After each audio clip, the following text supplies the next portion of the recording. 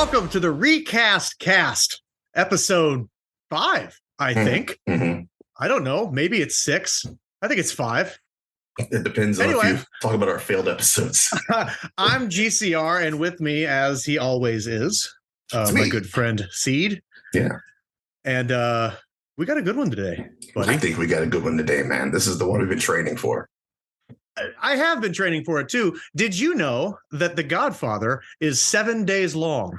That's how long this movie is. Did you know that? Yeah, it's on the IMDb trivia right there at the very bottom. I did a regular old, like a Rocky montage during this thing. It was rough. Grew a whole beard watching this movie. I didn't remember it being that long. It is. We got some guests with us today, sir. We do. It is my honor. Actually, I've been watching you on YouTube for some time now, and Nebula, by the way. That's right. Mm-hmm. It's our guy Nando from Nando V Movies. It's our guy Nando. Everybody. What's going on? This movie was also long for me too. I kind of expected going in. I was like, I haven't like thought about it. I was like, how long is this gonna be? Like 2 hours? And then it's not. It's more than that. Oh. Sweet summer child. Yeah. Yeah, it's good to have you on the show, man. I was wondering if you're going to be able to find a spare 7 days to fit in to watch this movie before we did the episode. Well, that's the funny part of it, and I feel like this doesn't come up a lot. I've never seen this movie before. This is the first time I've ever seen The Godfather. Wow. It's one of those movies that I just never saw and was like, I guess I'll never see it, and maybe that'll be something that's valuable to me. Like it'll be like everyone else will be influenced by it, but I won't. And thank God I didn't as a younger person, because I would have been one of those people who like this was their whole life, their whole persona was based around this and Scarface. Yeah. But yeah, no, I'm happy to be on. I'm happy to talk about this movie. I don't know if we'll get a remake of it, but I do think it's one of those movies that there's got to be somebody in Hollywood that's just like, I will not do it. You have to wait until I die to do it. I don't know who that is, but it's like how, what's his name? Zemeckis is like, you can't do a Back to the Future movie until I'm dead, because that's just the rules.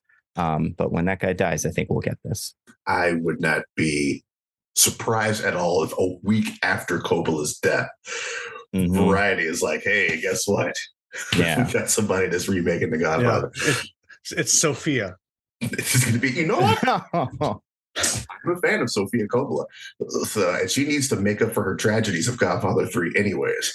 So she wants to redo her dad's legacy, which have we ever seen? Oh, I guess Reitman did with Ghostbusters, right? Yeah. See like the son take the father's legacy, or whatever the case may be. Yeah. So Nando, quick overall thoughts about The Godfather as your first time watching it, man. Some people could say it's overly hyped. Some people like us can say you cannot overhype this movie. Do you think that over the years, The Godfather has been overhyped, or is it living up? I mean, it's one of those movies that like, it can't not be a little overhyped, because it's just the classic American, like it's right up there with, Schindler's List, Jaws, Jurassic Park. It's like those kind of perfect movies. And I mean, it's tough because the second one, people like more than the first one usually, or like at least there's like some contention there, where at least with Jaws and Jurassic Park that wasn't a problem for it. But no, I think I was surprised by how quickly we were into it. I kind of thought it would take a little bit more time for something interesting to happen. I feel it'd be a little more that kind of table setting, but then boom, we right at the people get shot stuff, and I think. For a 3-hour movie, I think it works well enough. And I think it is really upsetting looking at all these people who I cannot not see as old.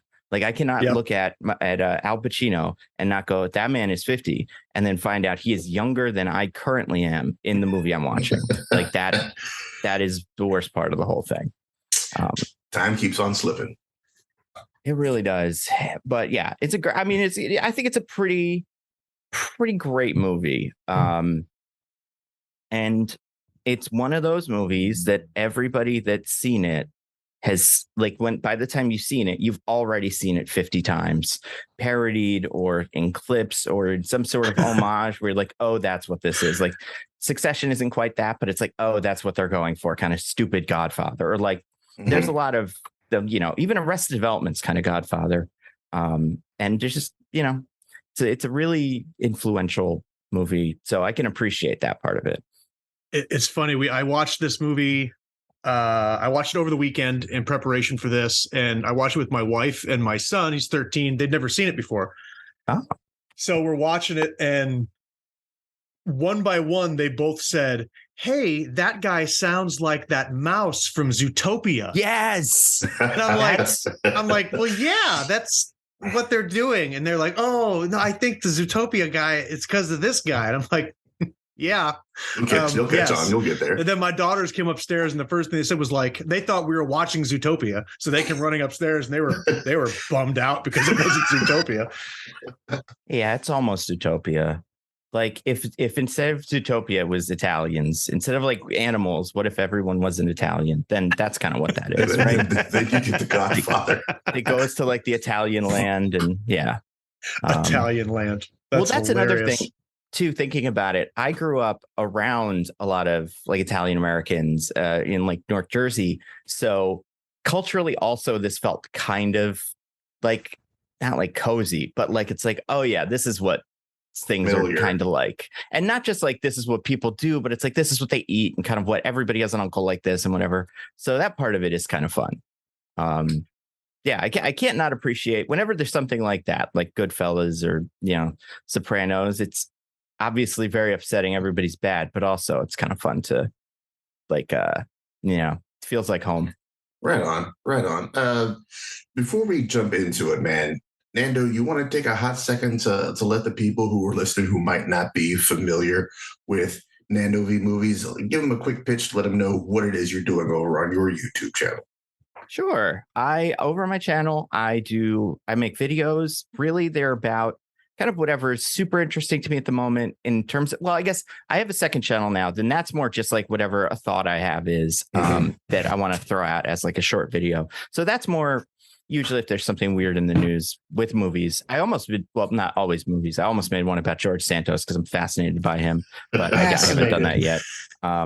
But usually it's about, I make videos that are either casting something for the future that's probably going to come up. All of it's usually based on some sort of comic book or comic book adjacent media. So like Fantastic Four, Superman, or pitching some movie that we haven't gotten yet, but is probably going to show up or people want to happen. Because there's a lot of things like, try to think of if I've done any pitches. I guess Thunderbolts, we knew that was going to happen. Like if they're made like a Young Avengers movie, that's not like on the schedule, but that's like something that we're all like, that'll be a thing.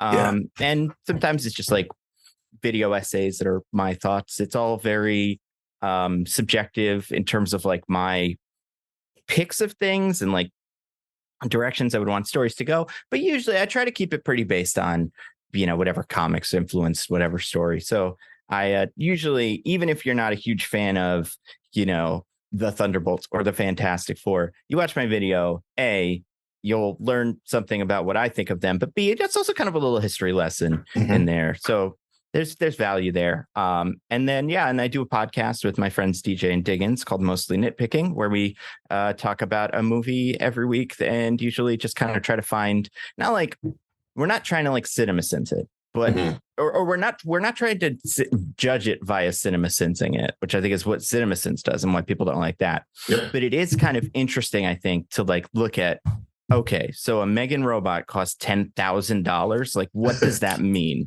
How is that's going to change the army? Like, that's so like you're thinking about movies a little bit more, not necessarily critically, but getting a little deeper into the mechanics of movies than I think they're usually imagined as. Like, there's, the Mithrigan one is a good one because we just did that, and that's getting a sequel. But yes, they just announced that today as a day of this recording. And it's not Meforgan either because they're cowards. It's Megan 2.0, which is also, I guess, fine, but not as good. How long have you been doing your casting videos? Have you been doing them long enough to see any of those characters actually come to fruition? No, I wish. I'm glad I haven't yet, because I do think it keeps hope alive a little bit. And like, we're gonna have to find out who's in the Fantastic Four soon. I have definitely cast actors who have been cast in other things. So like people have been wrong. Like, for instance, my Ben Grimm was Alden Ehrenreich, and now he's in Ironheart as probably not Ben Grimm. So like him, and then my big one, which, I mean, and who knows when we'll ever see X-Men in these movies, but the Fantastic Fours are the ones that seem to be panning out, or at least something that's going to happen soon. My big one was, I thought Chidi from like William Jackson Harper would be a good Mr. Fantastic, and now it seems like he's an Ant-Man as a different character that I don't want to spoil for people that don't like haven't read up on it or aren't familiar with it, but yeah, so that'll be the first one where it will definitively be like, no, it's not him. The first tweet I saw about William Jackson Harper, the first response is, "Someone please check on Nando." Yeah, I mean, I love him, and I'm happy to see him in things. You know, he's very talented, and everybody loves him. I think so. Without getting into it, are you guys do you know what he's probably going to be doing in that movie, and maybe what people think he might be doing in the future? I'm aware. Okay. So like, I think he'll be good for that. Like, I'm like, yeah, that's cool. We'll have more of him. That's the part I think I would feel bummed. And it hasn't come out yet, so who knows if they did it one and done and he's never in them again, if they burned him. The idea that he's going to stick around, I think I'm fine with either way. 100% with. Normally, I do think, I just want to say my one thing is, I do think when we get our Doctor Doom, that's the one I feel like I'm the most close on as Jamie Dornan, Doctor Doom. I just feel like he said he's had meetings recently with Marvel, and we haven't gotten an announcement yet, but he's perfect. He looks perfect. And I think he's a pretty good actor. So that's the one that I think maybe I'll be right about. All the rest are super, pie in the sky, kind of unrealistic ones. Don't be mad when he's cast as Cyclops. He would be an interesting Cyclops. I watched your latest Nebula joint in the hot tub last night. I threw you up on the iPhone. Watched some of that. That might be your magnum opus. Yeah, the more I think about it, and the more I've heard people talking about it, or like talking to me about it, the more I'm like, yeah, this is. I think I talked to somebody, or someone messaged me on Instagram, and I told them like, yeah, it's the one that I think I made that feels like the most like, it's like that could be a movie. It's not just like a villain and a plot line and stuff. It's like this is what would happen, and we know nothing about the movie yet, so we'll see what Deadpool 3 ends up being. But yeah, I would be very happy with my version of it, and I think it would be. I think X-Men, and I think I don't know. Well, we'll see. I'm curious. Hugh Jackman was on a talk show yesterday, and he didn't talk about it. And that was when I thought I would get destroyed, because that's the other thing for people that don't know. Whenever I put out a video, something happens. Instantly, like I get usurped. Like the day I put out my Henry Cavill should play Wonder Man video, Yahya was cast, and like it was perfect. But I mean, to be fair, I did say in that video, I had time to because I think I put the Nebula one out, so I had like a little time to put the YouTube one out. Before that, I said, and listen, he'd be a great Wonder Man, or I said like, and now he's going to be back in the DCEU, because it was also when we heard about that, and I was like, but I'll believe it when I see it, and here we are. So that one I think I was kind of right about. Take your victories where you can. Exactly. And, I'm sure eventually I'll be right by accident. Like a broken clock. Some of these guys are pretty like our characters or actors that have been like fan cast as like Wolverine or Magneto. I think my Magneto is probably the one that's like, yeah, everybody thinks he should be the Magneto. So, eventually I'll be right. But I hope that at least through this like process, people learn about some new things, like new actors, and it helps me usually kind of appreciate some of the characters in the comics and in the movies that these things are based on. So that part of it's fun. Right on. It's a numbers game. You'll be right eventually. Just exactly. Keep cranking them out. It's just the spaghetti against the wall theory. Pretty much. It's the Reed Richards against the wall. All right. Then. So something we always like to do here for whatever ensemble film we're talking about. If you don't know what the Recast Cast is we take a good classic ensemble movie that was made back in the day, and as a thought experiment, we recast it as if it were being made today. We don't change anything else. It would be the same director, same story, dialogue, same dialogue, same everything. Just update it with today's actors. And one thing we usually do is look at the top 10 movies for whatever year that the joint comes out. And if our movie was not on there, we figure out what we would take off from where we put it at. Or if it is on there, is it too high, too low, just right, Goldilocks? It's kind of hard to do that with this one because Godfather was the number one movie of 1972. Number 2, Poseidon Adventure. Great movie. Great movie. And then you get the Warner Brothers run. 3 is What's Up, Doc. 4 is Deliverance. 5 is Jeremiah Johnson. All Warner Brothers movies. Jeremiah Johnson being the birth of the always used Robert Redford nodding meme. Then you have 6, Cabaret. 7, I Will Skip. 8 is The Getaway, one of the last movies that Sam Peckinpah did. 9 is Lady Sings the Blues, and then 10 is Everything You Always Want to Know About Sex, the Woody Allen joint. Number 7, nothing you're ever going to see on that top 10 ever again, man. Number 7 is Deep Throat. Oh, wow. Yeah. Nice. Cool. Yeah, shout outs to 42nd Street in New York for just playing that over and over and over again. All right, let's get into it, sir. Ryan, are you ready, sir? I am ready. I like I said, I've been doing push-ups and stuff, getting ready for this. I'm trying it hard. Ooh. We talked about off air before you came on, Nando. Like, we took this shit incredibly seriously. And normally we just kind of fuck around with these, but A, we got a procaster Nando with us, right? And B, it's like you don't want to disrespect the legacy of one of the best movies, in our opinion, ever made. So we came hard with it, or hopefully we came hard. Yeah, hopefully the streets will let us know. Who's going first, right? I'd love to go first. All right, then we're starting with Vito, right? Yes, with Don Vito.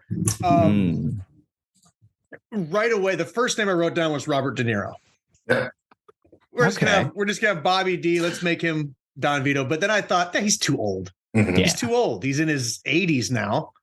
He can't play Don Vito in this movie. So then I had Joaquin Phoenix. I thought that would be fantastic. Interesting. And that's where I had settled until I watched the movie with my wife, who said, I'm pretty sure that's Billy Zane. What? Ooh, I'm casting Billy Zane as Don Vito Corleone. The Phantom himself. Did you know that he has actually been cast as Marlon Brando in a movie that's in pre-production called Waltzing with Brando? And he's going to be Brando? And he's going to be Brando. I didn't know any of this until my wife said, I think that's Billy Zane. And I can't unsee it now. I think it's fantastic. I think he's got the chops. Mm-hmm. He's the right age compared to the rest of my cast. Yeah. And Billy Zane needs more work anyway. Titanic was on at work the other day. And, I'm seeing him run around. And I'm like, this is a pretty motherfucker. Like, Billy Zane is gorgeous, good looking dude. He hangs out with Derek Zoolander in the model community. I was just gonna say he was the only dude who had Zoolander's back, and I don't care what that means to you. It means a lot to me. Listen to your friend Billy Zane; he's cool. Mm-hmm. Yeah, quiet Billy Zane. I think that's it. Yeah, it's Billy an interesting one, man. By your reaction, Nando, I'm going to assume that you also had no thoughts on Billy Zane going into this. You could have convinced me he died. Like if he had been dead for 5 years, I'd be like, oh yeah, I guess a lot of stuff's been going on. But they got the same eyes. If you look, I can't unsee it now. Billy Zane, man. Like Billy Zane is he's Marlon Brando. I swear to God. Not a bad call, sir. All right. Interesting. It's inspired, if nothing else. It is inspired, if nothing else. I'll go ahead and get mine knocked out of the way. I told you, Nando, when you had asked earlier about who all be casting, and I said it's all on you, man. Whatever you want to do. I did gender flip one. This is my gender flip. Not going with the dude, man. There is one specific actress I was like, well, this person has to be in this movie somewhere. This movie cannot be made without this actress in it. So instead of a patriarch, they'll be having a matriarch, and I'm going with Monica Bellucci for, I guess you can call it Vita, or or however you want to roll with that. But yeah, I'm going with Monica Bellucci as my head of this crime family in the movie. In the movie The Godmother? It's the Godmother. Yeah. Oh, that would be. I didn't think about it like that, but yeah. People would like that. That wouldn't have. No one would have problems with that. I would love to see just the internet that day. The comment section on that day is fantastic. Yeah. And Seed was strung up by his toes and burned over the fire. Yeah. The day Seed went woke. She's in that horrible Liam Neeson movie Memory that came out last year. And I'm like, she's still got the chops. The role sucks because the movie sucks, but she is still cranked him out. The oldest Bond girl we've had to date, which they made a big deal of, and she's in a total of 2 scenes, but whatever. But yeah, I got to go with I'm going to give my girl Monica Bellucci some love for the Corleone family matriarch that's running shit in this new version, the woke version, the woke father. She'd kill it. Fascinating. Yeah. I mean, she's good. She's very, very talented, and I assume very Italian, which people would appreciate. Although Italian, Sicilian, they have their own thing. But the idea of I don't know. The idea of a British person playing this or something would, I'm sure, upset some people. Or, Yeah, we don't want Hugh Grant as Vito Corleone. Oh my God, I would love that. He's my Clemenza. Don't even. No, I'm kidding. I think Hugh Grant is great. By the way, I think he's incredibly talented. He is. Spotlight's on you, sir. When it comes to Don Vito, the dude who's running this shit, who are you going with? So I had a couple thoughts originally. There's some that are cheating, right? Al Pacino is cheating. Mm-hmm. Brian Cox is cheating because he's currently doing it. He can't do it. And Al Pacino is also too old, much like De Niro. So I tried to think of actors. So the question is kind of, what are we going for with Vito? He's kind of like, he's quiet. A lot of his power comes from him being kind of, I don't know what the word is, like in a shell almost for a lot of it. And then he's able to jump out every so often. I think over my lifetime, this actor has had, and by the way, I had it down to 2. My runner-up was Brendan Fraser.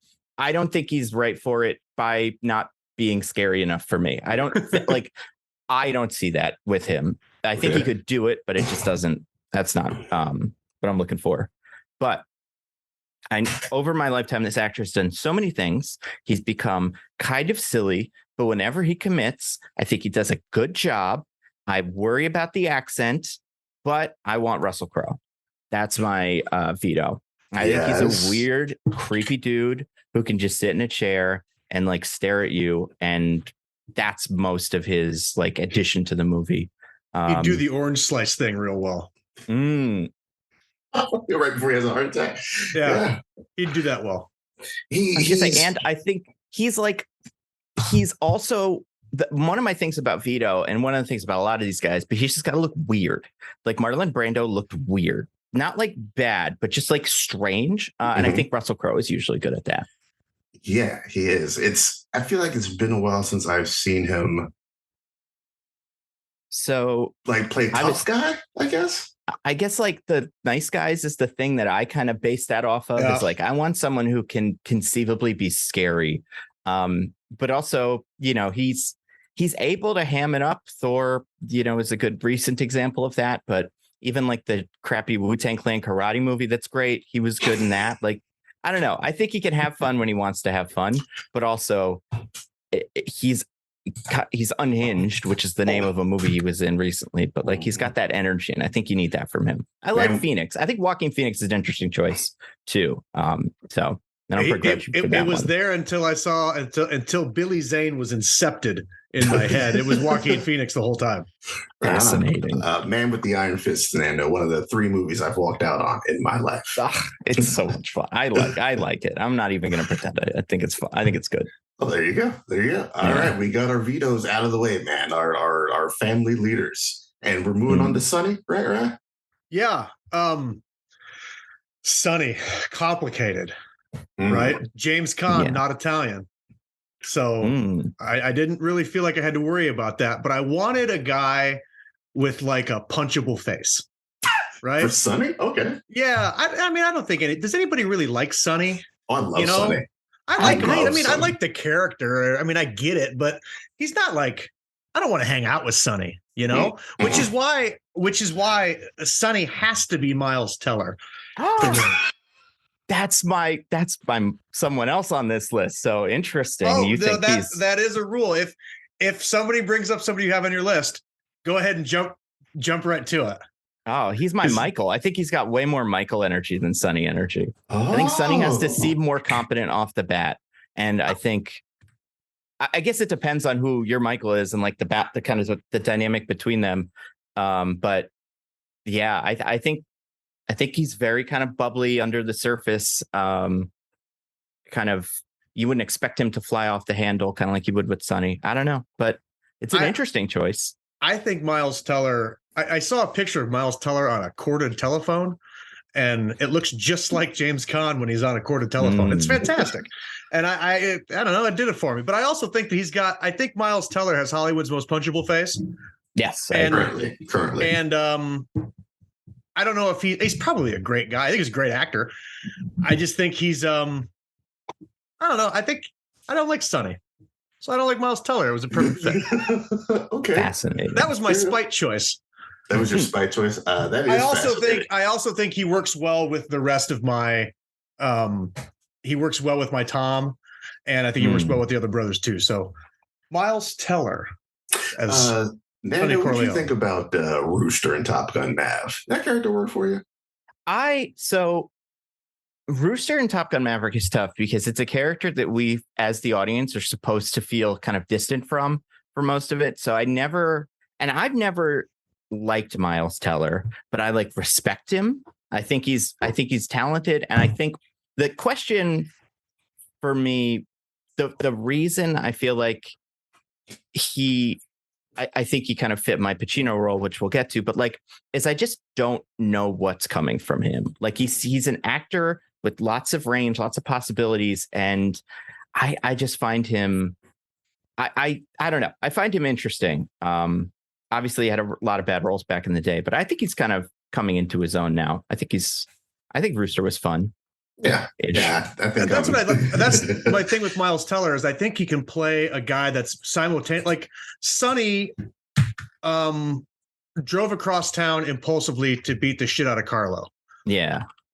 But he's also a guy who like loves his sister and he loves his family, and he's not a mean guy or a bad guy, but he'll also just get in the car and peel out of there and get shot at a toll booth. So Miles Teller, I think, does that well. I just want to make sure the duality of Miles Teller. I got this correct. You said he's not a mean guy. He's not a bad guy. This man who has people killed for a living is not a bad guy. Well, there are protagonists, right? I mean, okay, fair enough. It's like watching All Quiet on the Western Front. You're rooting for the Germans. You don't want to be, but you are because they're the protagonists. All right, that's fair. So who then, Nando, do you have as your Sonny Corleone, sir? Okay, so for Sonny, I'm looking for someone who is like, and I think he is I don't even know. He's not the Job of the family, but he's the one who's like, he's ready for it. He feels comfortable in the role of in taking over for his father. He's also kind of like you were saying, kind of impulsive, but otherwise like trustworthy. And he seems like he's more or less got it together. I've already talked about him. I talked about him very recently in a video, but I do think Theo James is kind of undervalued in Hollywood right now. Wow. I think and I also think the dynamic with the Miles, like like as Michael, for me, I need someone who's like really, I don't know, kind of so much of a tool, or able to play so much of a tool, that he makes the other guy look still like a tool, but not quite as bad as him. So yeah, I'm going with White Lotus's Theo James. Good choice. Good call. That's a pro move. Yes, I see. That's a good choice. We're in the presence of a professional, right? I really like him, and I think like after, I don't know what else he's doing or what else he's from, but after that performance in White Lotus, I talk about him as a potential Luthor, which I think is like maybe overstating how much he can hold the screen, but I do think he's got a lot of. He's just he's really good at playing a real shithead. Yeah, and some people are just good at that. That's tough. Yeah. Oh, he was a voice actor on Netflix's Castlevania. Okay. Oh, he's got a good voice, and also I think he could conceivably play pretty Italian, even though he is another Brit. So far, no Americans, no Italians on my list, and we might keep it that way for a while. Your movie's gonna get run out of theaters, Nando. All right, then. Cool, good call on the Theo James, man. Ever cross your mind at all, right? Good old Theo. No, nope. Should have. Great pick. He's got a show coming up. Maybe that'll be what kind of gets him over the edge. But yeah, he's I think he's cool. I like him. Yeah, my wife's a big fan. All the wives are of the whole world. Makes sense. All the wives of the whole world. Have you watched White Lotus? Is that where she kind of absolutely okay? I didn't realize season 1. Okay, yeah. So he's in second season, and he's interesting. I don't want to spoil it, but he's interesting. Right on.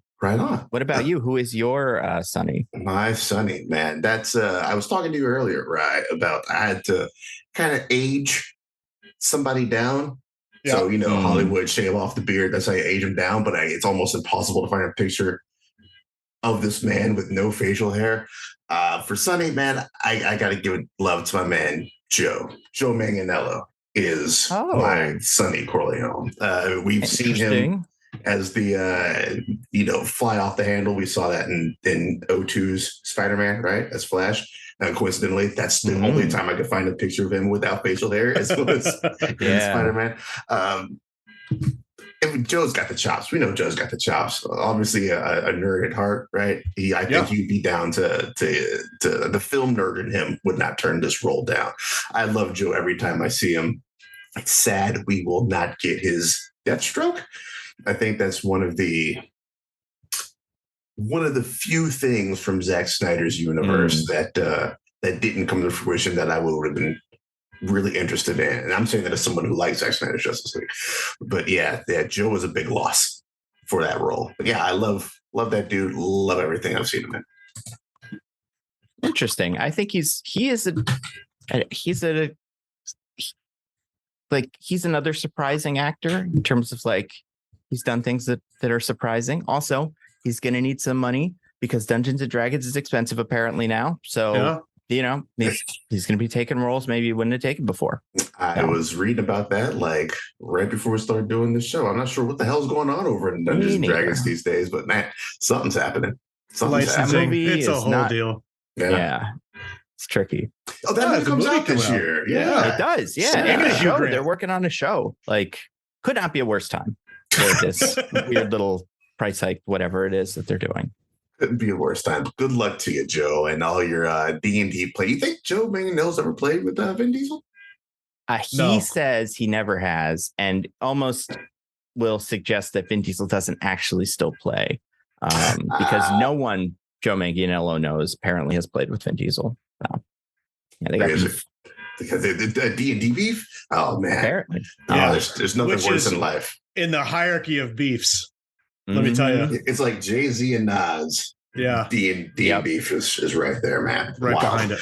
Tom Hagen, back over to you. Geek Cast Rye. Yep. Only one person can play him. Only one. Ryan Gosling. I like that. Yeah. Only guy who can do it. Yeah. The suits, the when they go to Vegas and they're there with Mo Green and he just Fredo goes to talk to him and he kind of brushes him off saying, "Hey, Mike's head of the family now." Wash his hands of it. I think Ryan Gosling would slay it. I think it's second guy I cast. Ryan Gosling as Tom Hagen. You do know the confidence, obviously not Italian. Mm-hmm. That's a good point. I think, he would definitely kill his scene with Waltz, the movie producer. Like, that's Tom's time to shine in the movie. 100%. Yeah. I get down Absolutely. with that. Nando, I got to ask your thoughts on this, sir. Blade Runner 2049. And I need to know. Okay, you know what? We can still be friends then. It's a solid movie. I'm not the biggest Blade Runner guy in general, but I appreciate it as a movie. It's very cool. Like it's an interesting movie, but also I feel like I like his ability, or like, it's not really ability. It's his like willingness to play kind of a mess, and also be Ken in a Barbie movie. So like I would say that's kind of peak mess next to Nice Guys, I guess, for him. And yeah, I think it's solid. Not my favorite. I prefer Dune. I think is my favorite Villeneuve movie, but it's good. Yeah, you'll get no arguments over here of which is your favorite Villeneuve movie. They're all equal caliber for me. I think Gosling has the ability to play cold and distant very well. And that's what you would get in that scene with Waltz, I think. Like, once Waltz starts amping it up, that's when he's just going to go cold on you. His sign off where he says, I enjoy your pictures very much. I enjoy your pictures very much. Yeah. Pure Gosling. Gosling. It's fantastic. Fuck, that's a good call. Okay. Yeah, I know, Seed. I know. All right, then. Nando, who is your Tom Hagen, sir? So again, we're kind of in the same, for me at least, we're looking for similar energy to Sunny, but less emotional, and also more. So this is an actor who I do really like. And the more I think about Lex Luthor, the more I'm like, I need someone but the more I've kind of dove into this actor, and I've heard people talk about him for Lex before, but I also think he could do this. And this is, I think works, is Leslie Odom Jr. This is where I put him. I think he is tough, scary, kind of weird. Obviously he's the Glass Onion is like what he's most known for now, but I liked him in the Stupid Train movie, whatever it was called, Murder on the Orient Express. He was, or no. Yeah, he was in that one, right? He's he's Murder on the Orient Express. Yeah. Yes. Okay. Yeah. I think it's him and Daisy Ridley are a couple there. That's right. Yeah. And I, I'm not the biggest Hamilton guy, but I think he was good enough in Glass Onion for me that I think he can be tough. I think he can seem in control, and also I don't know, also seem kind of like you're not questioning his loyalty necessarily, but you are kind of looking over him like he is kind of outside of the family, but he's so good at his job that they all trust him anyway. So yeah, I like him for that. That's a good pick. That's a good pick. That thought did not cross my mind because only one thought crossed my mind. I am not a huge fan of Glass Onion. I was on an island walking out of that critic screening, and all my critic buddies were like, "Oh, it's better than Knives Out." And me and the wife who I took were like, "Is it just us? It might be just us." And then it hit Netflix, and we're like, "Oh, it is just us. We're the only two people in the world that don't like Knives Out." Yeah, it's just you, I think. Yeah. I've talked to you and Ben Shapiro, but no, I know a couple of people that aren't huge fans either. So you're not completely alone. But also, just Seed and Benny Shap. I guess you can put Gina Carano. He'll just be in the next movie. Yeah. All right, then, cool. Leslie Odom Jr. is a good call. I still have not watched Hamilton. It's playing on Broadway while we'll be up in New York for our honeymoon. But I'm thinking about checking that out. Just hey, we saw some version of it. Have you seen? Did you check it out? Want to hit Disney Plus, right? Yeah, 1 billion times. 1 billion times. Is it 1 billion times because you really dug it, or is it 1 billion times because the kids are like, "You want to watch this again"? I think I really dug it 113,000 of those times. The rest of the times, the Schuyler sisters and my daughters, I think, are close friends now. Okay. I think they're Okay, all right. So, right on. I got to get down on some more Leslie Odom. He's in that One Night in Miami joint. Yes, people really dug that shit. check out more Leslie Odom, if nothing else. Mine is in the same vein as Leslie Odom Jr.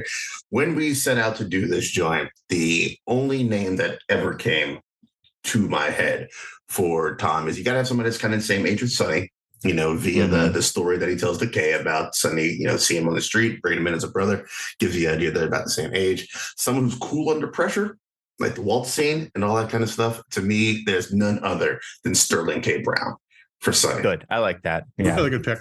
Yeah. Sterling K. Brown, specifically with glasses on, is my Sonny. When does he wear glasses? I'm trying to think. What is he? I've seen him here and there. I'm not sure if it's specific roles or he actually needs glasses, but from time to time, I've seen him pop up in like publicity photos and stuff with glasses on. And for some reason, like just that image with glasses is what popped into my head immediately. I don't know if it's his face and more studious looking or what the case is, but it just, all the authority is in the glasses, my friends. He's a guy who can simultaneously, and I think just like Tom Hagen, he can like tuck you into bed and he could also whip the shit out of you. And that's Sterling K. Brown. He is like smooth and also like he's gonna steal your girl. He's fantastic. Great pick. That thank you. That is my wasted MCU casting. You're talking about one-offs. That is my Professor X. Sterling K. Brown, not my Professor X. Yeah, my Professor X, my Charles Xavier. Yeah, that is who shaved his head down, and I think he has the weightiness to pull off being the leader of the mutants. And also, you'd be kind of a grimy fuck because we all know that's what Professor X really is. That's what you need. Yeah, you need someone who can also be a huge piece of shit. Right on. All right, let's keep this moving. Fredo, it's in your corner, sir. This is hard for me. I haven't seen him in anything recently. The last thing I saw him in was Heroes.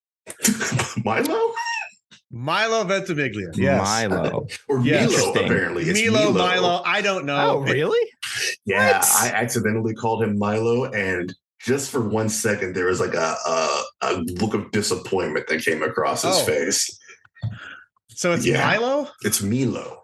Oh, it's Milo. Yeah. Milo Ventimiglia. Hey, Milo. And like his world just like crumbled 1 centimeter further. And I was like, I probably fucked that up. It's Milo. Fascinating. He was the one of the first names I wrote down when I was just like not even assigning him to a character. I was just writing down like I know that there's Italian Americans. Milo is one of them. They exist. He is one. So I wrote him down. And as I started winnowing everything down, it was like, man, I haven't used him yet. And I wanted to use him because I haven't watched This Is Us. My parents do. They love him. He was in Creed, I believe. He's in Rocky 5, or he's in Rocky Balboa. Rocky Balboa as his son. He's his son, right? And I haven't seen Creed 2, so maybe he pops up in that, but I don't think he's in Creed 1. He's unbelievably good-looking fella to be playing Fredo.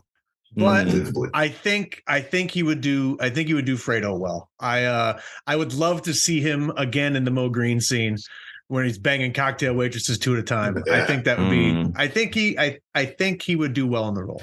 He would be that good-looking dumb guy because he's good. John Hamm in 30 Rock. Yes. Oh yeah, I love that.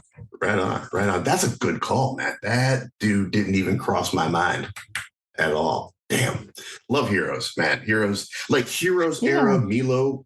If you just took him out of 2007 and put him now, could have been my Michael. I think. Save the cheerleader, save the world. Yeah, even Gilmore Girls, back in that day, Milo was everywhere. He was everywhere, man. Huge star. He burned bright, burned a little bit quick, disappeared for a while, and he's then kind of back in the zeitgeist a little bit. Yeah, when I went to the Critics' Choice Awards, was that 2020? They sat us right next to the This Is Us table, and so it was like I was right next to Sterling K. and Milo and all them, Chrissy Metz. And as soon as they didn't win, the whole table just up and bounced. We're not sticking around for this shit. At a bar somewhere. Yep, good people. Yeah. All right, Nando, who do you got for your Fredo, man? Okay. So we're looking for the ultimate fail son here. I needed someone, and again, I think my guys are a little bit younger than some of your guys, and this is an actor I do see as generally young, even though he's probably older than I am. But he's had a pretty solid run. Speaking of, he was in a movie. He was in a Villeneuve movie, I believe. But most people probably would remember him most recently as Question Mark Man. That's right. Paul Dano is my Fredo. He has big chinless energy, and that's what I need from a Fredo. Someone who he could totally fuck up at any moment. Such a fantastic pick. Yeah, he's another guy who I just think is like a really, really, really talented actor. So I'd be dying to put him in a role like that. Paul Dano's head gets bigger every year. Like soon we will orbit around Paul Dano's head at some point, and it's what I live for. I can't wait to orbit Paul Dano's head. He's great in The Fabelmans. I loved him in that. Not so much as the Riddler, but for me, that's the writing for the Riddler was a little bit squiffy. His performance. Is it because he was actually just Hush? Is that why? Yeah, they kind of did a little bit of merging of those of Riddler and Hush. Although I'm admittedly not a huge fan of Hush. I try to keep it on the low because that's another glass onion situation. I feel like I'm on an island about. I'm not a big fan. I'm with you. I'm not a big fan of Hush either. I think that story is interesting. I think some of the things that happened in that story are fun, mostly Riddler. But yeah, I'm not a big fan of Hush. I think a lot of people are because I think that's all Jim Lee, right? Yeah. People love some Jim Lee. Yeah. Paul Dano doing I'm smart, I can do things from Godfather. It's fantastic. He would kill it. Yeah, he's a little weirdo, you know, not like a weirdo, but like he can play a little weirdo. You absolutely. He never fucking crossed my mind. That's such a great pick. Give me like Prisoners, Paul Dano. Yes, in that role, and I think you're good for it. Oh, good call, sir. Damn it. Good pick. What about you? We are going to go over to my Fredo, man. Yeah, talk about the ultimate fail son. Speaking of sons, Fredo was really effing hard for me. I just couldn't find someone with that weak energy that you need. But I went with the son of Talia Shire, who is, of course, our original Connie. I did not realize this was his mother. A fellow you might know him as Jason Schwartzman. Oh, no, I did know that. That's interesting. Yeah. Jason Schwartzman. Went to the Anderson verse. Went to the Anderson verse and picked up Jason Schwartzman. So, I might, Nando, I always try to cast one Lost member. Every time we do one of these, I couldn't fit one in here at all, no matter how hard I tried. So I was like, I got to pull one from my boy, Wes Anderson. I do not have a Lost guy here, which is very upsetting. It is upsetting to me. And I tried hard too. I didn't know where to put Naveen Andrews. I couldn't make him fit. I seriously it seemed like a stretch no matter where I put him. Yeah, there's a whole lot of stretch. Matthew Fox Italian. Let me just double check real quick. Man, Jason Schwartzman. I don't know much about this dude outside of Wes Anderson movies, but I'm thinking like Jason Schwartzman, Darjeeling Limited. That kind of like they all kind of sucked in that movie, and that's the energy that I was going for there. Also, I'm not a big fan of Darjeeling. Smarmy is a good word for it. Smarmy, like, who the fuck are you going to be smarmy? You're the dumb one in this whole thing, right? Yeah, I mean, he's the what's his name? He's the bad guy in Scott Pilgrim too, right? That's like probably what I know him most from, and he's got that energy of like Gideon, right? Shithead. Yep, that's right. Yes, I've tried to convince my wife multiple times. She absolutely refuses to watch that movie. Really? It's great. My wife hates that movie. Really? Wait, okay. What about? I know. I feel like the inroad here for me would be Succession. I'd be like, you want to watch more things with the one because he's in this other movie you'd love, and I think he's pretty funny in it. Yeah. But yeah, it's also just a Chris Evans hunk palooza. What's not to like? Like I think I could convince anybody to watch that movie. I would I don't know. I thought it was a like a no-brainer date night movie, you know? Yeah. No, fucking failed. Wild. Yeah. I love her to death.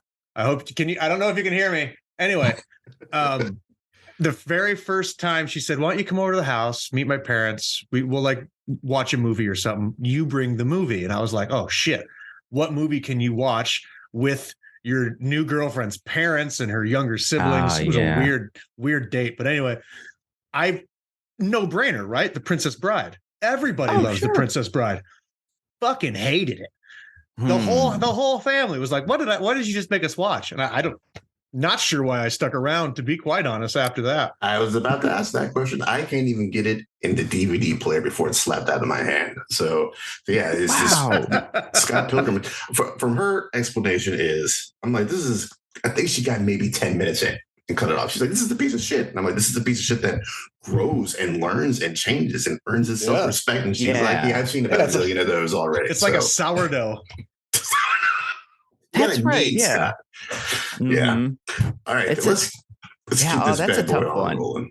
Yeah. It's I've tried. I've given up on life in general. I'm never going to get her to watch that movie unless it's like my Make-A-Wish wish.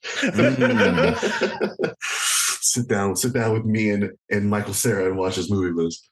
We're going to Connie next. It's time to get some, speaking of women, it's time to get some women in here. People tend to forget that this movie does have women in it. And we're talking about I do believe, youngest of the Corleone kids with Connie. Ryan, the floor is yours. The very first person I cast that I locked in, my very first stone cold lead pipe lock, was Connie. And it was the very talented Lady Gaga.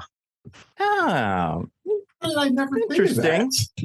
Yeah, Lady Gaga, who is right in the same ballpark age-wise as all the other characters that I've casted. So right there in the mid-30s.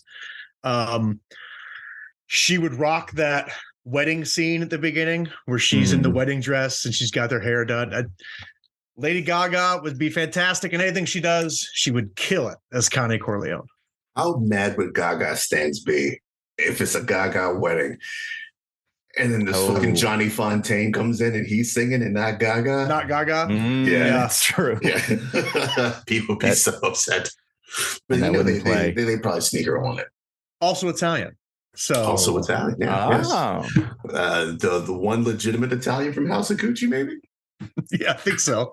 Adam Driver? No. I don't know. You talking about Reed Richards?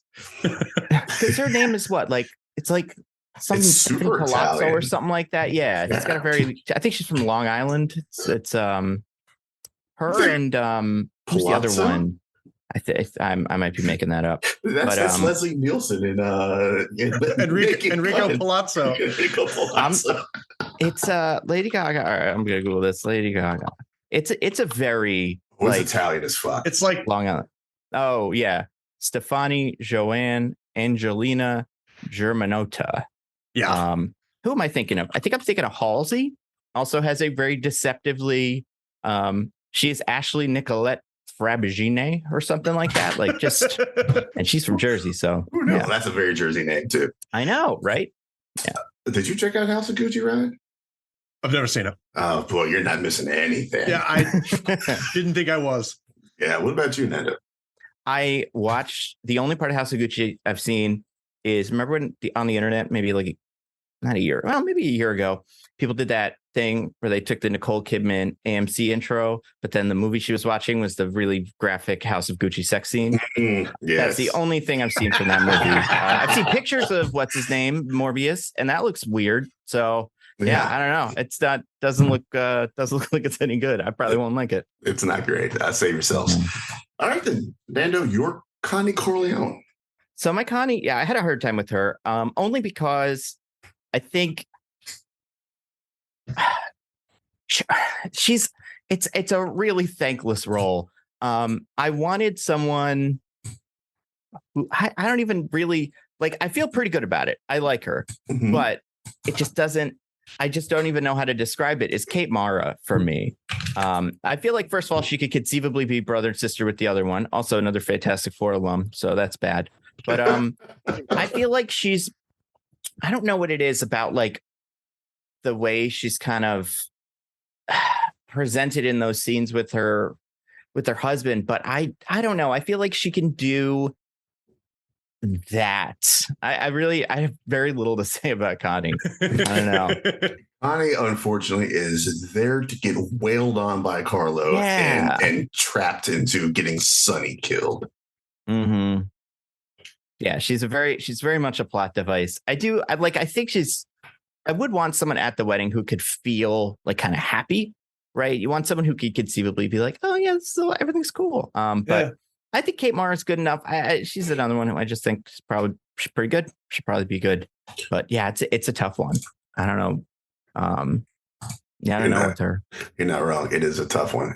Kate Mara, of all the Fantastic Four people, that's the one I was like, why did she take this role? Like, that's the one I'm like, hey, the other ones, yeah, sure. But Kate Mara, you're better than that, Kate. Well, they're all better than that.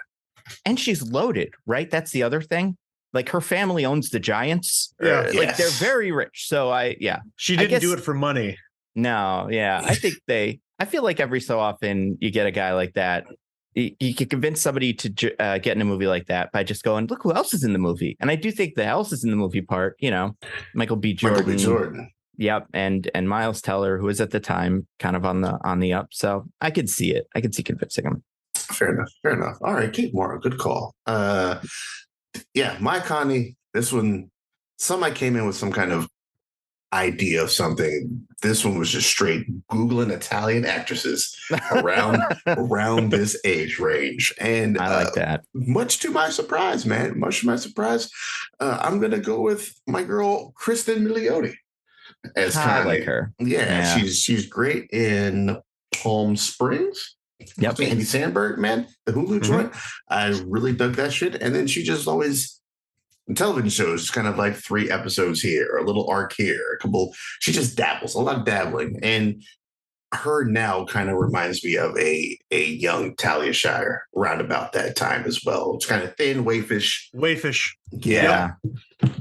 She's going to be in that Penguin show, right? She's Sophia Falcone. Yeah. Oh, I don't know if I knew that or not. Okay. I feel like there may be 2 or 3 people have been cast in that, and she's one of mine. I always get her and Hawkeye's wife confused. Cardellini, yeah, just because of the names. But no, I think Kristen Milioti is cool. I watched that show, The Resort. Speaking of William Harper Jackson, and yeah, I like her. I'd like to see more of her. Boom, there we go. Yeah, did you ever check out Palm Springs, Brad? Oh yeah.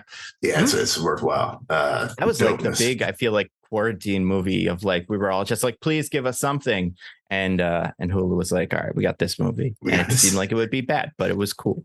Netflix was like, 2020, we're giving you a movie a week, and we're like, well, just give us one good movie, please. Yeah. and they said, here's Tiger King. Here's Tiger King. Here's that weird John David Washington political thriller that nobody likes. You guys want 2 different movies about the Fire Festival? Because we got them. When I go back and I look at my movies that I've already reviewed for the year, sometimes I'll be like, oh man, I've just been way too positive lately. Let me just go review a Netflix movie real quick. That'll bring me back down to the ground. Give me a little bit of credibility. All right, Clemenza, man.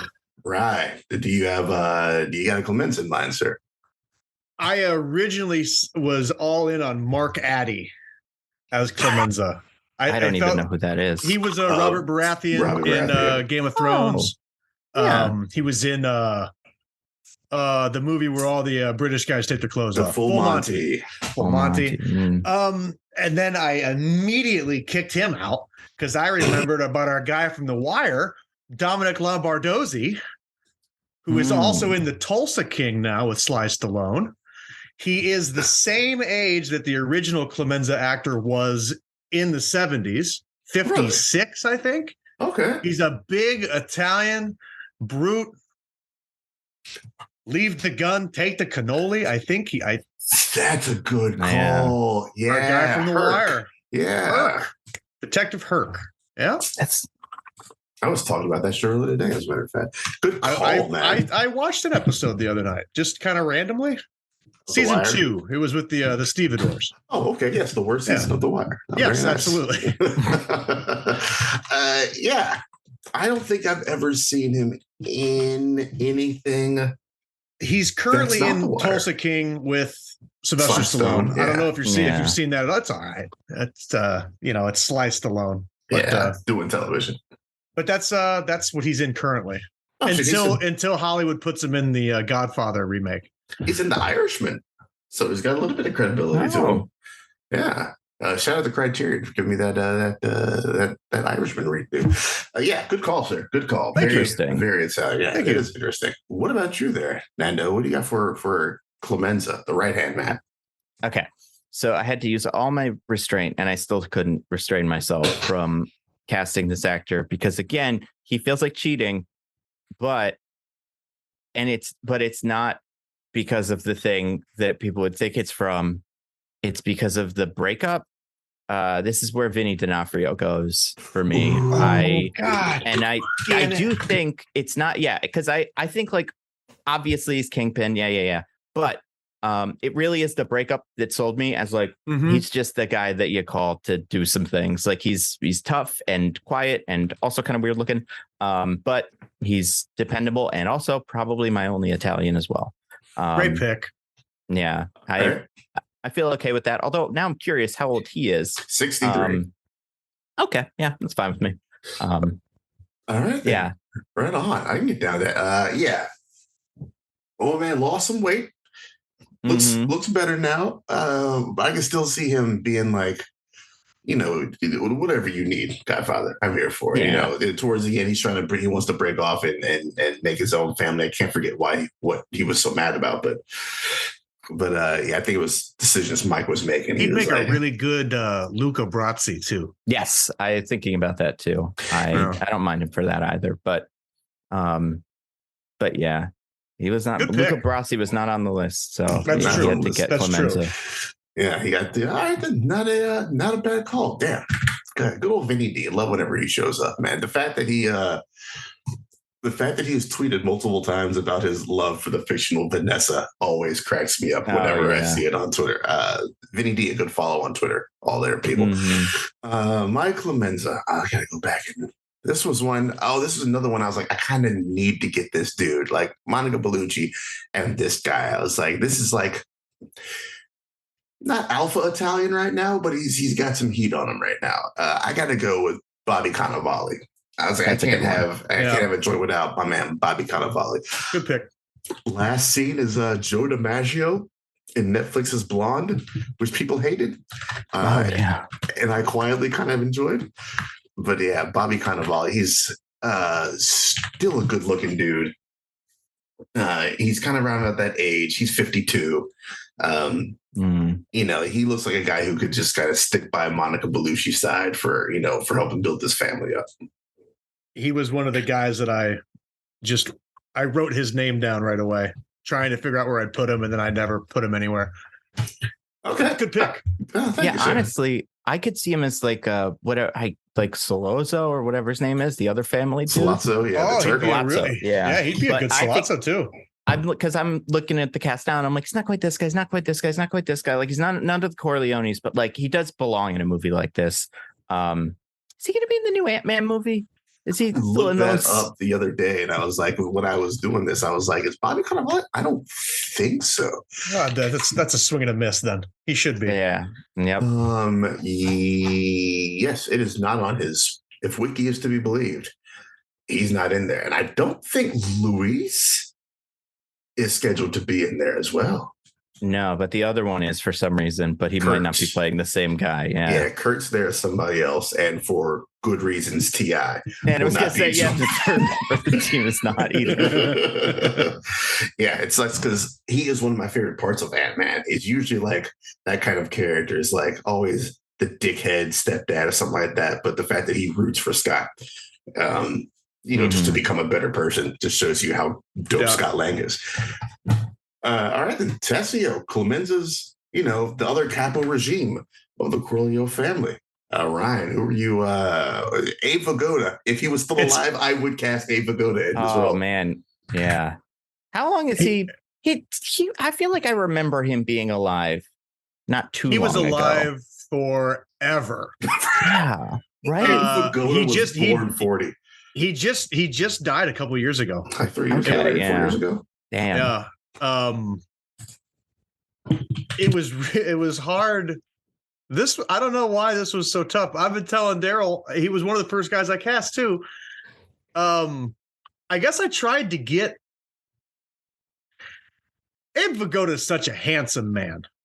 And so it's hard to really. John Turturro is who I picked. He's mine. A good one. He's mine. Is he yours too? He's my Abe Vigoda. Yep. So I picked Turturro as Tessio. We know he has the chops. He'd fine. He'd fit right in. He looks enough like Abe. Maybe, I don't know. He's the closest Hollywood has to him, anyway. And Abe Vigoda is the Italian Back to the Future. He look Christopher. Why can I not pull his name? Doc Brown. Christopher Lloyd.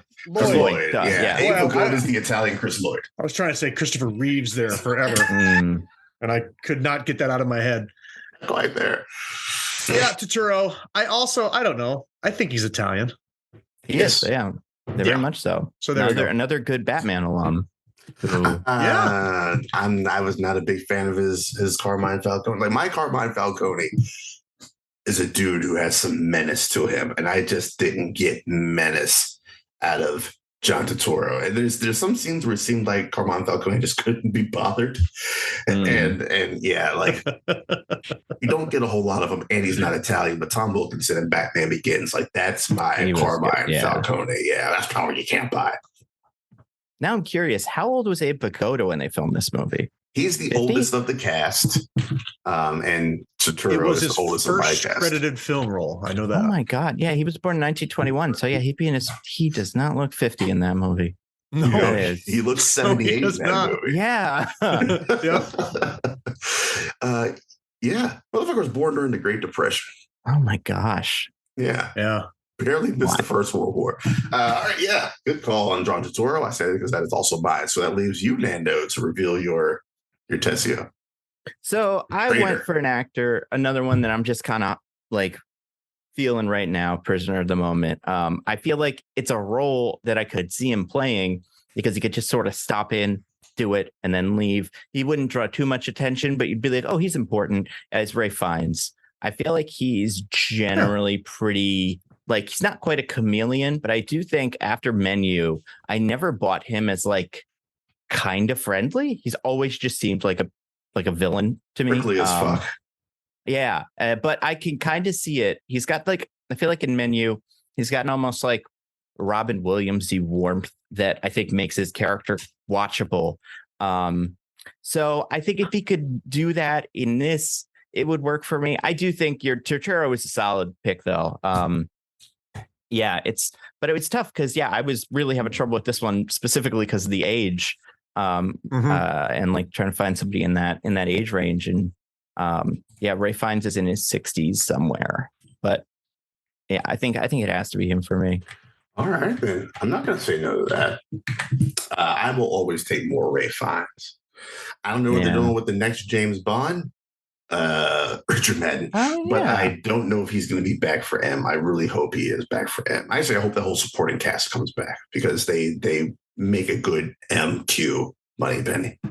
Mm-hmm.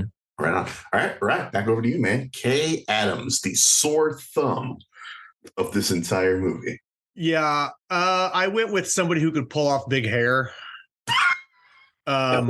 We've seen Liz Olsen in WandaVision play somebody from that time period, so I went with Liz Olsen as She's also mine. My K. Yeah, is she also your K? There you go. Yeah.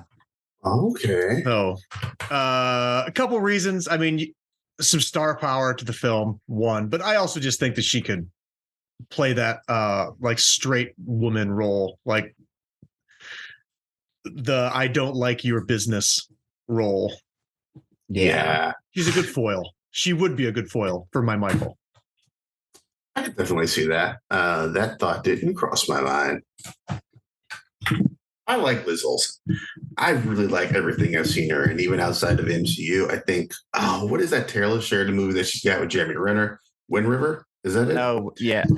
Yeah, that sounds right. Yeah, I really dug that movie. Although it might just be biased because I really dig most Taylor Sheridan stuff. That's not Yellowstone. It's she's a good actress, man. She is the most talented of the Olsens, obviously, and she tore it up as Wanda in Multiverse of Madness and gave me exactly what I wanted. So I'm here for it. Good call on Liz Olsen. Why did you go with Liz Olsen, Nando? It's kind of the same reason. I do think she's.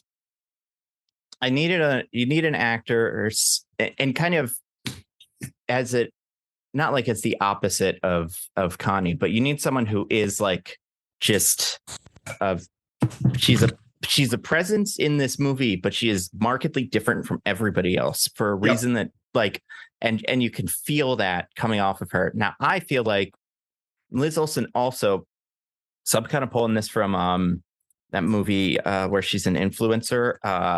What the fuck is it called? What movie is this? It's got the Aubrey Plazas in it. Iris Goes West, Ingrid Goes West, something like that. Ingrid Goes West. Yeah, and I think in that she's got energy there that's like kind of what I feel from Diane Keaton in this, as like she's, I guess like she's not trapped necessarily, because that's not what that movie is, but it's like she's both like projecting comfort but also clearly very uncomfortable, and like there's and I do really like her. I think she's just very good and looks the part and is about the right age, so that's all I can ask for. Can't argue with that. Hey, great pick, man. Great pick to you too. Yeah. For me, in my head, this role has to be blonde. Like I think they specifically and very deliberately casted a blonde to stand out against your traditional brunette nature of Italians as just another way to show you that she is not of this world and of this life. So that's where my head was at when I went for the casting. And I gave it to an actress who's kind of doing a similar type part to what Kay did over on Hulu and a little joint called The Great. I went with Elle Fanning as my Kay. And like I said, that she is doing a similar version. She is a fish out of water in this. I think they're supposed to be Russian world that she doesn't quite understand in season 1, and then it's kind of grown into and is able to slightly navigate and manipulate as the series goes on. Shout out to my man Velamentov in that show. And startlingly blonde. At least most times I see her, she is. I think she's a natural blonde. And they're the whitest people. Just it's like those damn Fannings. Plain white person. Yeah. Yeah. I was gonna say, which one of them was a Cat in the Hat? I like that one. Is that Dakota? It's probably Dakota. That's Dakota Fanning. Yeah. I never know who's who and what. I just know that. Yeah, I always get them confused. What else has Elle Fanning been in? Because I haven't watched The Great. I was just about to ask what Dakota's been in. Who's older? I think Dakota is older. Super 8 was Elle Fanning. Never seen it. What's Man on Fire? That's Dakota, right? Yeah, that's Dakota. I feel like maybe I've never seen anything she's been in. I think The Great might be the only thing I've ever seen her in. Now that I think about it. Neon Demon, I hear is interesting, but I've never watched it. It's on my watch list on the old Letterboxd over there. Mm-hmm. Never heard of Neon Demon. Sounds fantastic. It's a reference joint, man. The dude who did Drive and Only God Forgives, and he was, still heavy in his neon phase. Keanu? Christina Hendricks? Holy shit. It's one of those movies that I hear you're not supposed to look into it before you see it. Like it is surprising, and like that's part of the fun of it. But so that's why I have no idea what it is. But people got excited about it a while back. We Bought a Zoo. Is it Elle Fanning? That also, I haven't seen that, but that was also on her list. All right. So yeah. She's in Deja Vu. So apparently Tony Denzel Washington has worked with both Fannings. Nice. So what the hell did Dakota do? So she did. Because I thought she was in We Bought a Zoo. Oh, Dakota was in, like, I feel like I've seen Dakota in a lot of stuff recently too. Dakota's the one that's in Twilight. She's what? Yeah, she's like Once the evil Upon a Time one. in Hollywood. War of the Worlds. Yeah. Okay. Ocean's 8, I think she shows up in. Yeah, she's in the Oceans. I don't remember her role at all. So she's the one who they try to trick her. Like they use her to get Anne Hathaway. She's only in one scene. It's like at dinner or something. I don't remember it either. But okay. Yeah, she's in it. But there you go, Elle Fanning. All right, then we are down to these first or second, depending on who you ask, most central. Nando has revealed that his Michael's Miles Teller. That is a pick that I could see. I could go with that. Right, who you got, sir? So I read an article saying that he studied the Michael Corleone character before he was as a build up to playing the Batman. And I went with Robert Pattinson. Interesting. Who I think he could play both the like optimistic, I'm definitely found my way out of the family, I'm going to keep the family clean, I'm just buying Christmas presents in New York. And he can also be like brooding, I just killed 45 people. Michael, I think he plays both roles really well. I think he would absolutely crush it as Michael Corleone. And he's slowly but surely becoming one of my favorite actors out there anyway. So Robert Pattinson for Michael Corleone. That man had to get under the thumb of Twilight in any way he could. And he chose the best possible way to do it, just to take these wild character-driven joints like The Rover or, High Life or whatever that Good Times, that softie. The one with the elephant. Which one was that one? What? We Bought a Zoo. He was in that too. He was the elephant salesman. No. Well, they were both in it. Yeah, it was a Twilight reunion for the ages. Oh wait, Dakota Fanning. Never mind. So I can't even get that right. This is how much trouble it is. We need one Fanning. Consolidate the Fannings. Consolidate the Fannings. Yeah, we can sacrifice one Fanning for the other. He's made some wild choices in his career, and he continues to. The fact that he tried to deliberately not tell Chris Nolan that he was flying out to audition for the Batman, no one snipped that shit out immediately. He's like, "You're going to fucking audition for the Batman, aren't you?" Good call. I did not see that coming. Do you have a favorite Art-Pat's movie, Nando? I mean, I really liked the Batman, and I think I don't know if it's maybe my favorite movie. I like that one where it's secretly 9/11, but I've never watched it, but I like that one scene. Do you guys know what I'm talking about? I have no idea what you're talking about. Oh, it's weird. It's called, I think it's called Remember Me. I don't know if that's a real. Yes, that is a movie that he did. Yeah. So it's a whole rom-com, nothing exceptional. Like, I think it's by that guy that made all of them, like Nicholas Sparks. And then at the end, it's like a really short montage. You see a teacher writing on a chalkboard, and she's writing the date, and it's September 11th, 2001. And then you see Robert Pattinson looking at a window, and he's at the top of the World Trade Center, and that's the end of the movie.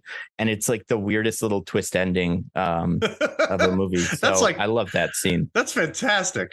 Yeah, it's great. I feel like from now on, whenever a movie comes out and they don't say when it came out, I just assume that movie ends. I would say, you know what?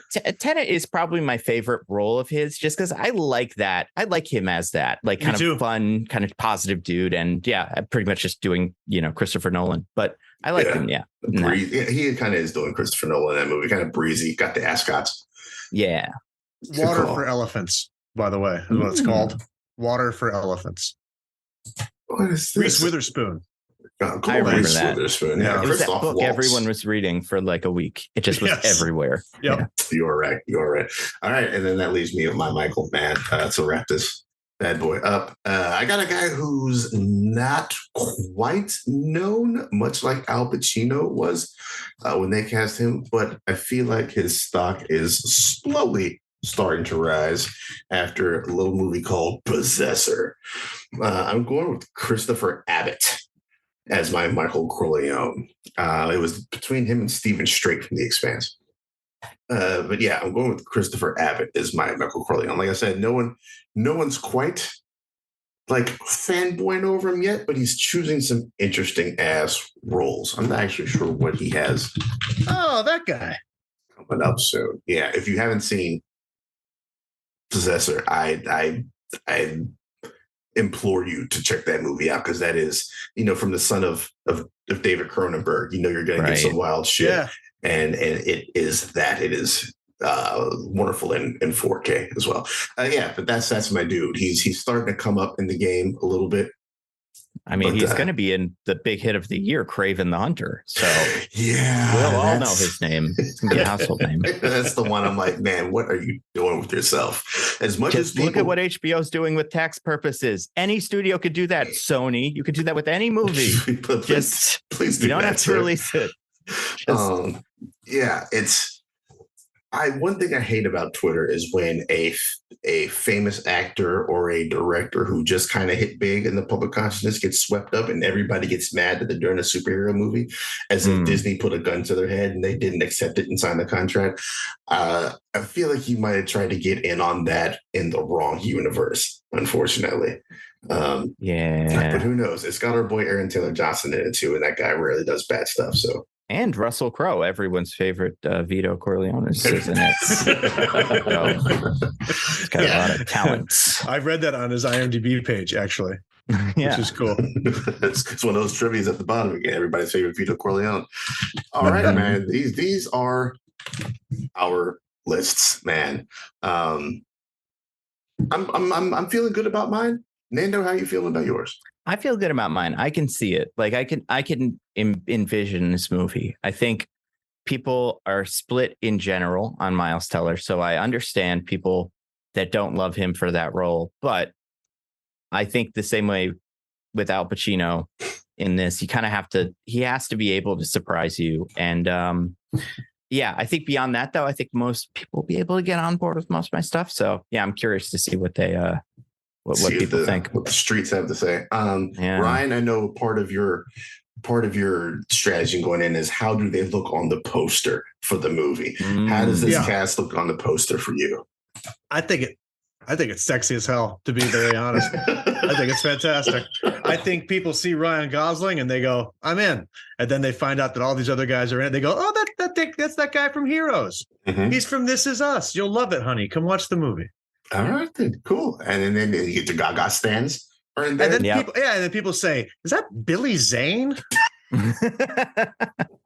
That's the one you leave off this poster, and that's a surprise for the movie. Right. Like, oh shit, that's who they got from fucking Billy Zane. Goddamn. Look at that guy. It's Paramount's version of an end credit scene where he just shows up there and the theater goes crazy for Billy Zane. Right on. I think my list is something I can get down with as well. So we will, like I said, we'll let the streets decide on what this is. It'll be up for voting. Well, by the time you hear this podcast, it'll already be up, so we'll already know who won. But is that the Phantom? They'll say. Exactly. And nothing else. They'd be like, is that the Phantom or Titanic or Zoolander cameo? Like, what else is he from? I'm like so curious. He's had a weird career. Yeah. He's in The Boys? What? He's in he has like a cameo as himself. Yeah. I haven't seen the last season. Right.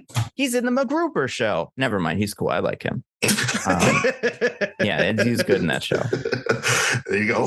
That's right. He is in that scene or two in Tombstone as well. Yeah. Yes, absolutely. Absolutely. All right. So there we go. That's our list, man. Thanks for listening to the Godfather episode of the Recast. We hope we got you through a drive. Hope we got you through a drive, an hour after work day, man. Did you get all your shopping done? Did you remember to get the tomatoes? We're here for you. Nando, where can the peoples find you, sir? I mean, they can find me on YouTube at Nando V Movies or the Nando Cut, both of my channels.